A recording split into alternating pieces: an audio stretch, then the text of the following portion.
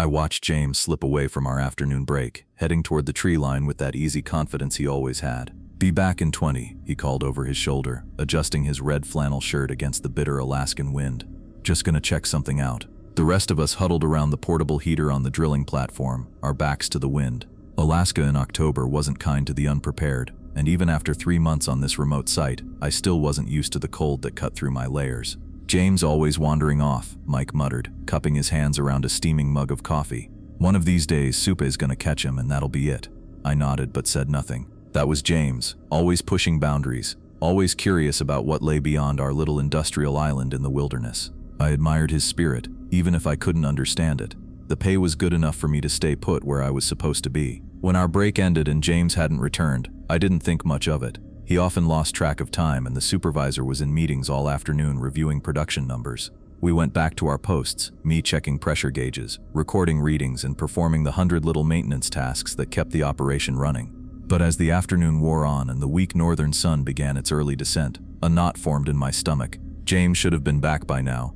His absence from the 4 o'clock equipment check was noted by the supervisor, who radioed for him with no response. "Miller," the supervisor called to me as I finished logging my numbers. "You seen James since break?" "He went toward the woods," I said, pointing to where I'd last seen him. "Said he'd be back in 20 minutes. The supervisor's weathered face creased with annoyance. "That boy's gonna lose his bonus this month." He keyed his radio again. "Pedersen, come in. This is your final warning." Nothing but static answered. By 5:30, with daylight fading fast, even the supervisor looked worried. "Miller, Mike, Lenny, do a sweep of the perimeter. Stay within sight of the lights. I don't need more people getting lost out there." The 3 of us grabbed flashlights and spread out to search the immediate area around the platform. The temperature had dropped another 10 degrees, and my breath clouded in front of me as I called James's name. The wind swallowed my voice, making it sound small and insignificant against the vastness surrounding us. "James, break's over, man," Mike's voice carried from my left. "Peterson, get your ass back here," Lenny shouted from the right. We searched for nearly an hour, staying within the artificial glow of the platform's floodlights, but found nothing. No footprints in the frozen mud, no response to our calls, no sign that James had ever returned from the tree line. Back at the platform, the supervisor pulled us aside. "Radio's acting up again," he said, frustration evident in his voice. "We'll call it in to Anchorage first thing tomorrow. Tonight we'll keep the perimeter lights on full. He probably just lost track of time and will find his way back once he sees the lights." I could tell he didn't fully believe that, but none of us wanted to voice the alternative that something had happened to James out there in the gathering darkness. "Get some rest," the supervisor told us. "Not much else we can do tonight." The crew dispersed, heading toward the collection of prefabricated cabins that served as our quarters. I lingered, staring at the dark wall of trees where James had disappeared. Alaska seemed bigger tonight, more threatening. The wilderness pressed against our little outpost of civilization like a living thing. I turned to follow the others when something caught my eye, a small white scrap fluttering against one of the fence posts near the equipment shed. Curious, I walked over and found a crumpled piece of paper stuck to the post, partially frozen to the metal. I pried it free, unfolding the weathered paper under the beam of my flashlight. The handwriting was faded but legible, listing 4 numbered rules. 1. Don't go into the woods. 2. Don't leave your cabin if you hear whistling at night. 3. Don't acknowledge any figures you see in the woods. 4. Always take the long way around the lake. I turned the paper over, looking for a signature or explanation, but found nothing. The paper was old and worn at the creases, as if it had been folded and unfolded many times before being left here. It looked like it had weathered multiple storms, maybe been here for months. "Someone's idea of a joke," I muttered to myself, stuffing the note into my jacket pocket.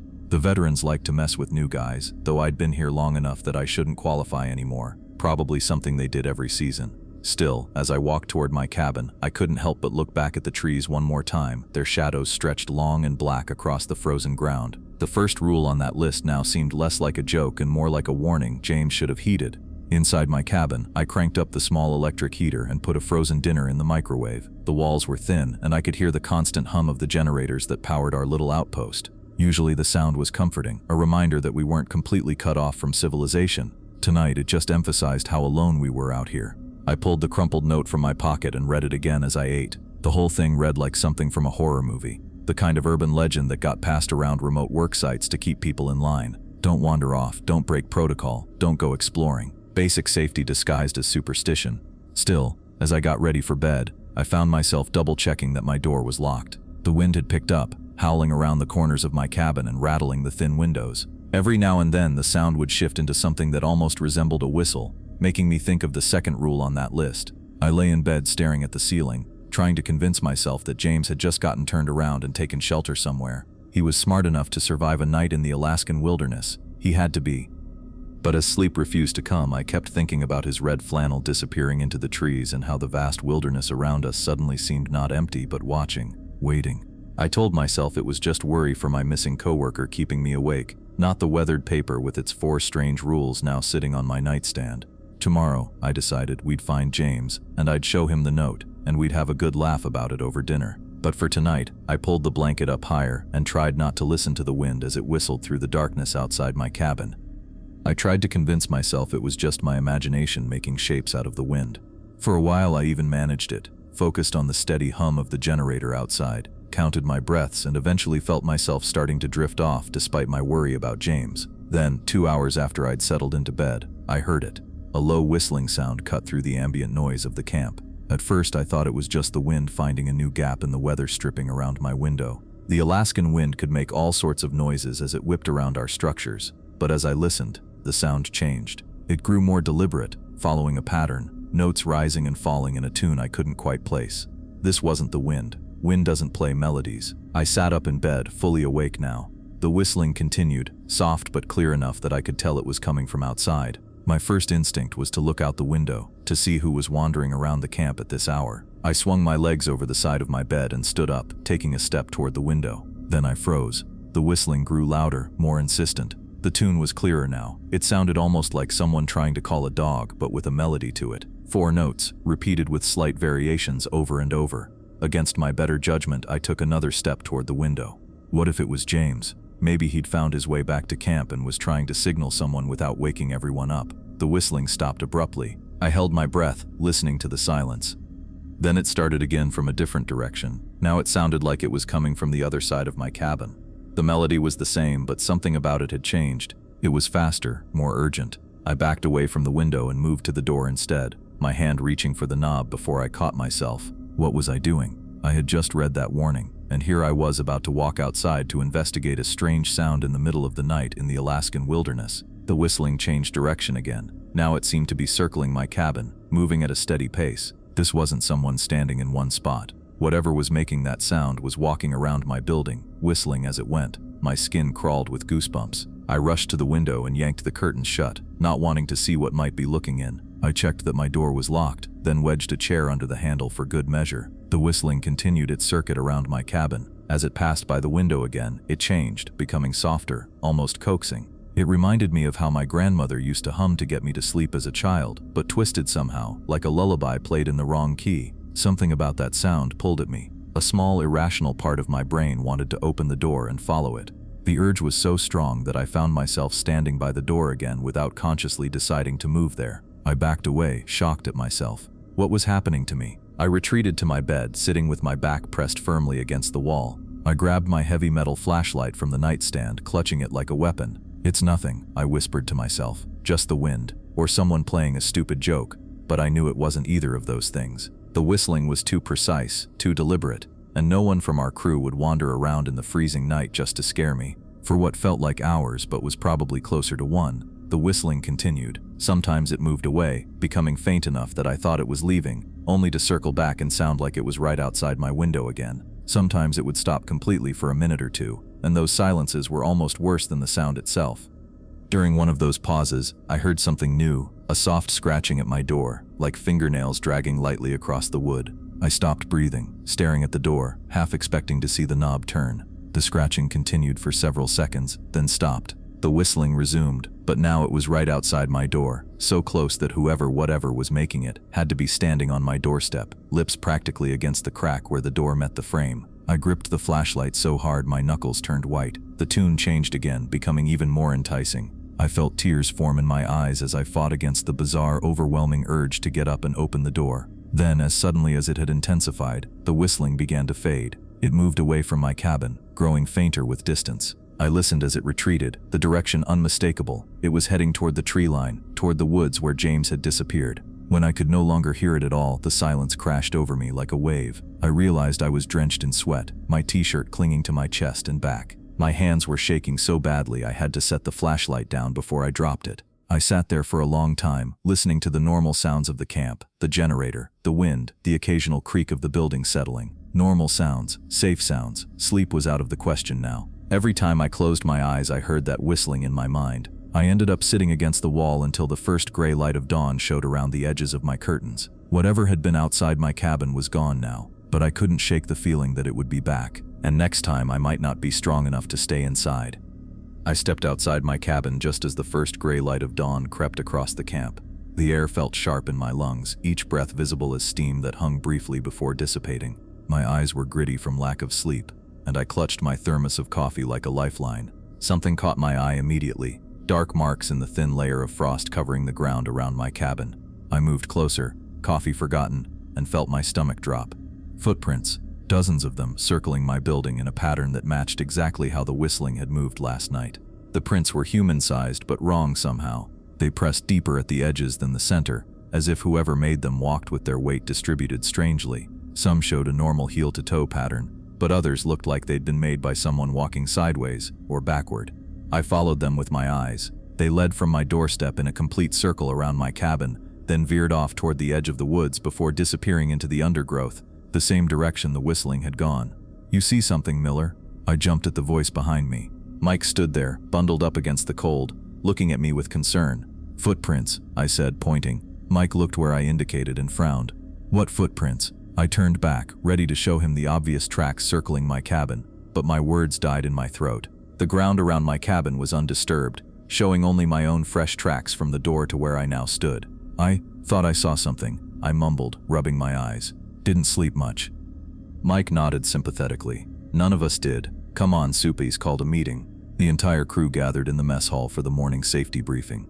The supervisor looked as tired as the rest of us, his usual neatly combed hair slightly disheveled. "As you all know, James Peterson is officially missing," he announced, getting straight to the point. "I've been in contact with headquarters, and they're sending a search team from Fairbanks. ETA is 48 hours, weather permitting." Someone toward the back muttered something about that being too long, and the supervisor held up his hand. "I know, but the nearest qualified search and rescue team is tied up with another emergency. There was a small plane crash near Denali yesterday." He paused, letting that sink in. "In the meantime, we continue operations and our own limited search. No one goes into the woods alone, buddy system at all times, and no one goes beyond the perimeter after dark for any reason." The meeting continued with daily assignments and safety reminders, but I barely heard them. I kept thinking about those footprints I was certain I'd seen, and how they'd disappeared when Mike looked. Was I losing my mind? The lack of sleep must be getting to me. "Miller," the supervisor called, bringing me back to the present. "You're on maintenance rotation. Start with the main pipeline connections, then check all gauge readings by end of shift." "Yes, sir," I answered automatically. The familiar routine of maintenance checks helped ground me as the day progressed. I focused on each task with deliberate attention, checking pressure valves, recording readings, tightening connections. The physical labor and mental focus kept my thoughts from wandering back to the whistling, the footprints, and the missing James. By midday, I'd almost convinced myself that last night had been some kind of waking nightmare brought on by worry over James. The note with its 4 rules remained folded in my pocket, but in the light of day it seemed more like someone's idea of a joke than an actual warning. After lunch, I moved to the perimeter fence to check the integrity of the pipeline connections that ran alongside it. The work was straightforward. Look for leaks, check the insulation, record pressure readings. Normal, everyday tasks that required just enough attention to keep my mind occupied. It was around 3 in the afternoon when I felt it, a strange sensation of being watched. The hairs on the back of my neck stood up, and I had the sudden overwhelming urge to look toward the trees. I fought it at first, focusing harder on the gauge I was reading, but the feeling grew too intense to ignore. Finally, I glanced up toward the tree line about 50 yards away. A figure stood there, half hidden among the pines. My heart leapt. It was James, wearing his red flannel shirt and work boots, exactly as I'd last seen him yesterday. I almost called out, almost raised my hand to wave, but something stopped me. James was standing too perfectly still. His posture was unnaturally straight, arms hanging precisely at his sides. Even at this distance, I could tell something was wrong with how he held himself, like a mannequin posed to look human but not quite achieving it. As I stared, the figure slowly raised one hand in a mechanical wave. The third rule from the note flashed in my mind. Don't acknowledge any figures you see in the woods. A powerful, almost magnetic urge to respond washed over me. Every instinct screamed to call out, to run toward my missing coworker. My mouth even opened to form his name. Instead, I deliberately turned my back to the tree line. My hands shook as I gripped my clipboard harder, pretending to be absorbed in my work. I forced myself to write down numbers, not even caring if they made sense, just needing to look occupied, to look like I hadn't seen anything at all. 5 long minutes passed as I stood there, my back to the woods, fighting the overwhelming compulsion to turn around. My shirt stuck to my back with cold sweat despite the freezing temperature. Finally, when I couldn't stand it any longer, I casually glanced over my shoulder as if checking something behind me. The figure was gone. The space between the trees where James had stood was empty, showing nothing but the darkness of the forest beyond. I exhaled shakily, realizing I'd been holding my breath. Whatever I'd seen, it wasn't James. It couldn't be. James wouldn't stand like that, wouldn't wave like that, and James wouldn't just disappear when I looked away. But if it wasn't James, what was it? And why was it wearing his clothes? I gathered my tools with trembling hands and headed back toward the main platform, walking faster than necessary. The weight of the crumpled note in my pocket seemed heavier now, its warnings no longer seeming like a joke. The rules weren't suggestions, they were survival instructions. Later that afternoon, the supervisor assigned me to check the water intake pump near Moose Lake, a quarter-mile from our main drilling site. I stared at the work order in my hand, feeling the weight of exhaustion pulling at my eyelids. After seeing that thing that looked like James by the tree line and getting almost no sleep the night before, even routine maintenance tasks felt monumental. "Should only take you an hour, Miller," the supervisor said, already moving on to the next item on his clipboard. "Make sure the intake filter isn't clogged with debris. Water pressure's been dropping at the main facility." I nodded and gathered my tools, shoving them into my work bag along with a flashlight and some basic repair supplies. The afternoon sky hung gray and heavy above us, promising more cold but no immediate snow. As I walked away from the main platform, I glanced toward the woods where I'd seen the James-like figure earlier. Nothing stood there now, just the dark wall of trees swaying slightly in the bitter wind. The route to Moose Lake followed a wide gravel road that curved around the entire perimeter of the water. It was well maintained for our service vehicles, but added a good 15 minutes of walking compared to the more direct route. As I approached the fork where the road bent around the lake, I spotted a narrow footpath cutting through a thin strip of woods that separated the main facility from the water.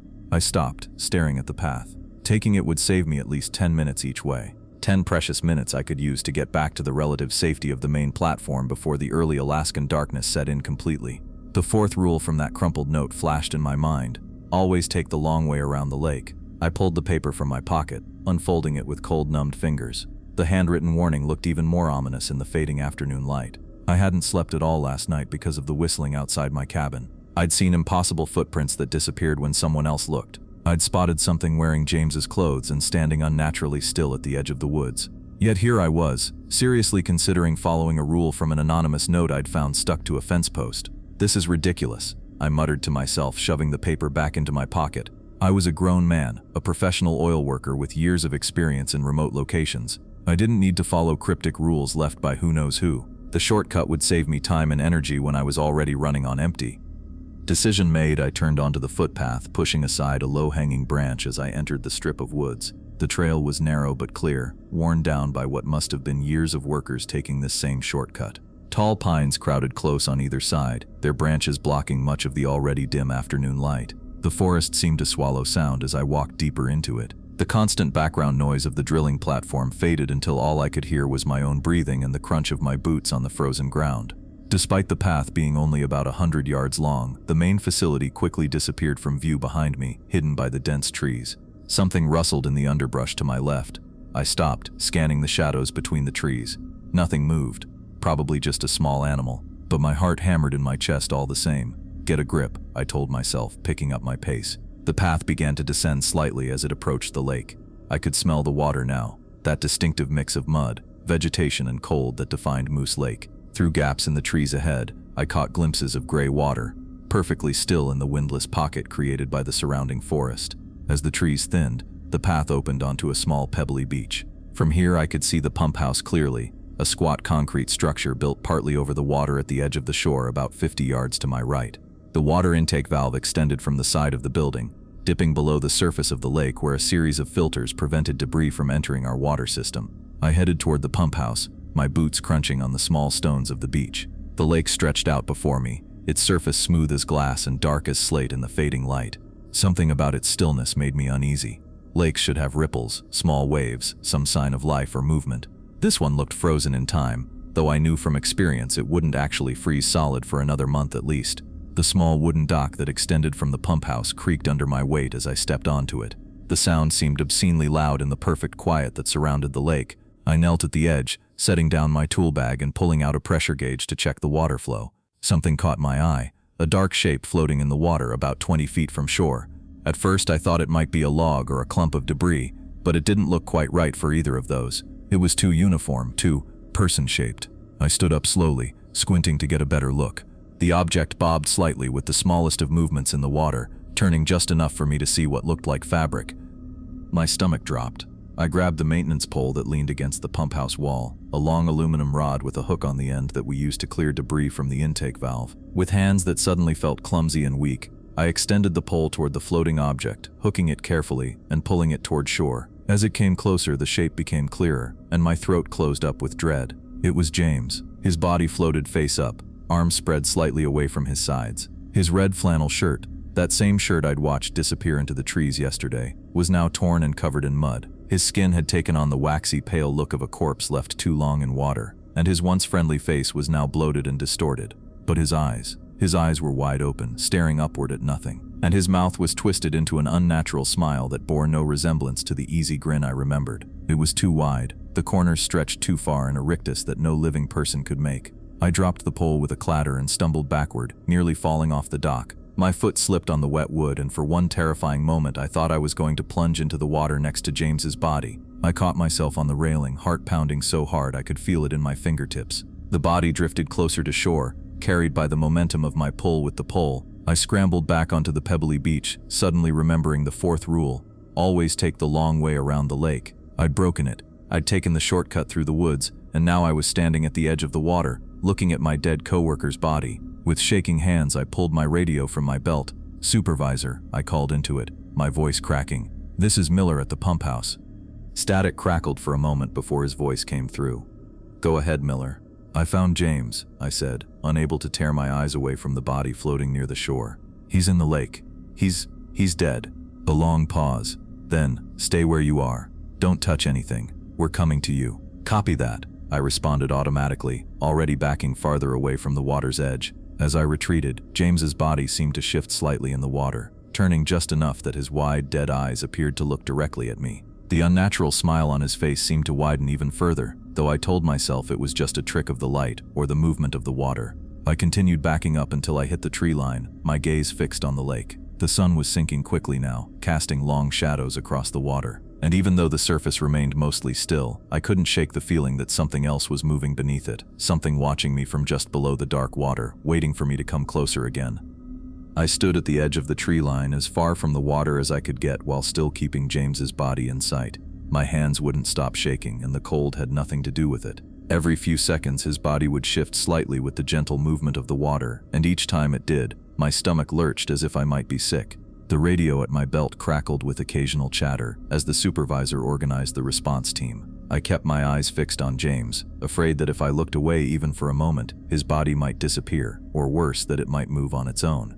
James floated there, face up to the darkening sky, that horrific smile stretched across his bloated features. His red flannel shirt billowed around him in the water, making it look like he was bleeding into the lake. The longer I stared, the more certain I became that his body hadn't just fallen into the water. Something about the way his limbs were arranged, two perfectly spread eagle, made it seem like he'd been placed there, displayed. I checked my watch, 20 minutes since I'd made the call. The supervisor and others would be here soon. I paced along the tree line, unwilling to go back to the dock, unwilling to get any closer to the water. Each time I looked at the lake, its unnatural stillness bothered me more. No ripples except those around James's body. No wind-made waves, just flat, dark water that seemed to absorb light rather than reflect it. A sound from the direction of the gravel road made me turn. Headlights cut through the gathering dusk as our site pickup truck pulled up. The supervisor climbed out first, followed by Mike and Lenny. They moved with the urgent purpose of men responding to an emergency, but not with the panic of those unprepared for what they might find. "Where is he?" the supervisor called as they approached, carrying equipment bags and coils of rope. I pointed toward the water, about 15 feet from the dock. I tried to pull him closer with the maintenance pole, but they reached my position at the tree line, and all three men stopped as they spotted James floating in the lake. Even in the fading light, I could see their faces change as they registered what they were seeing. "Jesus Christ," Mike whispered. The supervisor was the first to move again. "We need to get him out. Mike, get the boat from the pump house storage. Lenny, help me with the ropes." I followed them numbly as they walked to the dock, keeping a few steps behind. The supervisor paused at the water's edge, staring at James's body with an expression I couldn't read. "You said you found him just floating there?" he asked without turning to look at me. "Yes, I was checking the pump like you asked, and I saw something in the water." He nodded once, his jaw tight. "Mike, hurry with that boat." Mike jogged to the small equipment shed attached to the pump house, unlocking it with keys from his belt. Inside was a small aluminum rowboat we kept for maintenance on the water intake. He dragged it out with a scraping sound that seemed too loud in the quiet around the lake. Together, Mike and Lenny launched the boat while the supervisor prepared a system of ropes and a body bag he'd brought from the main facility. I stood back, wanting to help but feeling rooted to the spot. "Miller, hold this end," the supervisor finally said, handing me a coil of rope. The task snapped me back to reality, giving me something concrete to focus on. Mike rowed out to James's body while Lenny stood at the edge of the dock, feeding out a safety line attached to the boat. When Mike reached James, he hesitated visibly before reaching over the side of the boat with a hook similar to the one I'd used earlier. "Got him," Mike called, his voice tight. We worked in grim silence for the next 20 minutes, securing James's body with ropes, carefully bringing the boat back to shore, then lifting him onto the dock. The wood planks creaked under our weight as all four of us gathered around him. Up close, the state of his body was even worse than I'd thought. His skin had the grayish-blue tinge of someone who'd been in cold water for many hours, but there was something else wrong with it, a texture that didn't look quite right, almost waxy. And that smile. Even in death, his lips were pulled back too far, showing too many teeth. It wasn't the relaxed look of a drowning victim or the grimace of someone who died in pain. It was deliberate, placed there. "We need to get him back to the facility," the supervisor said, breaking the silence. "I've contacted Fairbanks, but the nearest coroner can't get here until tomorrow evening because of a weather system moving in." "What do we do with him until then?" Lenny asked, not taking his eyes off James's face. "Cold storage unit behind the mess hall," the supervisor replied. "It's meant for food deliveries, but it'll..." As they prepared to move him, I found myself staring at his right arm, which had fallen slightly away from his body. There, just visible at the cuff of his soaked flannel shirt, was a circle of marks around his wrist. I knelt down for a closer look. "Wait," I said. "Look at this." I carefully pulled back the wet fabric of his sleeve, revealing what had caught my attention. A series of small, perfectly round puncture marks formed a bracelet around his wrist. They were evenly spaced, each one about the size of a pencil eraser, and penetrated deep into the flesh. "What the hell is that?" Mike asked, leaning in. "Bite marks," Lenny said, his voice dropping to almost a whisper, "but not like any animal I've ever seen." The supervisor studied the marks for a long moment, then pulled out his phone and took several pictures. "I'll send these to the coroner. Let's get him moved now." We transferred James's body into the bag, zipped it closed, and carried him up the slope to the waiting truck. No one spoke during the process. What was there to say? Our coworker was dead, bearing strange marks we couldn't explain, with an expression that would haunt my dreams for years to come. As we secured the body in the truck bed, I glanced back at the lake. In the near darkness, its surface was now a perfect black mirror, reflecting nothing. The fourth rule echoed in my head: always take the long way around the lake. If I had followed that rule, would I have found James anyway? Or would something else have happened? "Miller," the supervisor called, breaking into my thoughts. "You coming?" I climbed into the back seat of the truck cab, squeezing in next to Lenny. The ride back to the main facility took longer than it should have. Instead of taking the shortcut I'd used earlier, the supervisor drove all the way around the lake on the gravel road. I didn't ask why, and he didn't explain. He didn't need to. We unloaded James's body at the cold storage unit, placing him on a metal rolling table that normally held food supplies.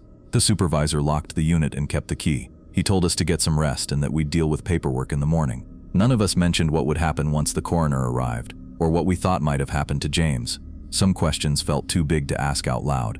Back in my cabin, I sat at my small table and pulled out the crumpled note I'd found. I smoothed it flat, staring at the 4 handwritten rules that had seemed so ridiculous just 2 days ago.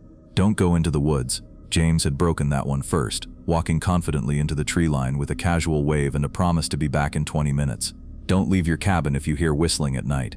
I'd almost broken that one myself, my hand on the doorknob before I'd caught myself. "Don't acknowledge any figures you see in the woods." I'd seen something wearing James's appearance at the edge of the trees this afternoon, standing too still, waving too mechanically. Thank God I'd turned away instead of responding. "Always take the long way around the lake." I'd broken this one today, taking the shortcut that led me straight to James's body. I sat there for hours, connecting the dots that had been laid out before me all along.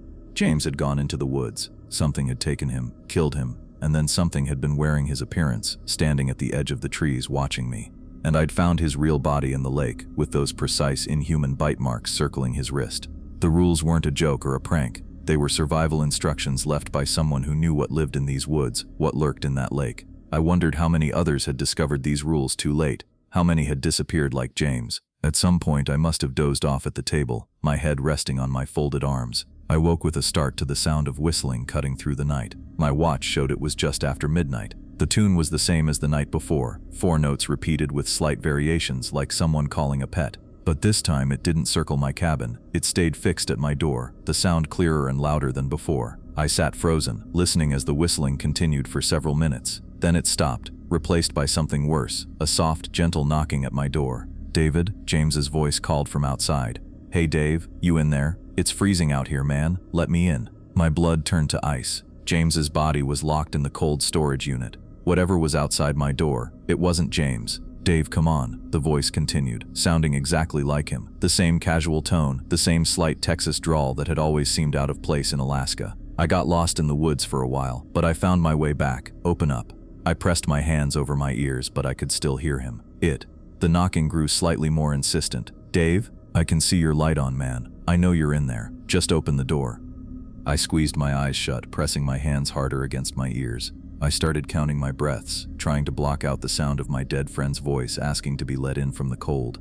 The knocking paused, then came again, harder this time. "Dave, please," the voice took on a desperate edge. "Something's out here. I don't think I'm safe. Please let me in. Please, man. It's me, James. Your friend James. Open the door." I bit my lip until I tasted blood, focusing on that pain instead of the voice. Minutes stretched into what felt like hours. The knocking continued on and off, sometimes gentle, sometimes angry and demanding. James's voice cycled through pleading, joking, and finally, when nothing worked, threatening. "You're going to die in there, Dave," it said finally, all pretense of friendliness gone from the voice that still sounded exactly like James. "Maybe not tonight, maybe not tomorrow, but soon. We know where you are now. We know your scent. We know your name." After that, the voice fell silent, but the whistling returned, moving away from my cabin toward the woods. I didn't move from my chair until I saw the first gray light of dawn around the edges of my curtains. As the sun rose, I knew with absolute certainty what I had to do. I would request an immediate transfer to another site, even if it meant losing my job. I'd take the next transport plane back to Fairbanks, even if I had to pay for it myself. Nothing, no job, no paycheck, no career advancement was worth staying here another day. The 4 rules weren't suggestions. They weren't a joke. They were the only thing standing between me and whatever had taken James into the woods and left something else in his place. And next time I might not be strong enough to keep my door closed when it came calling with the voice of someone I knew.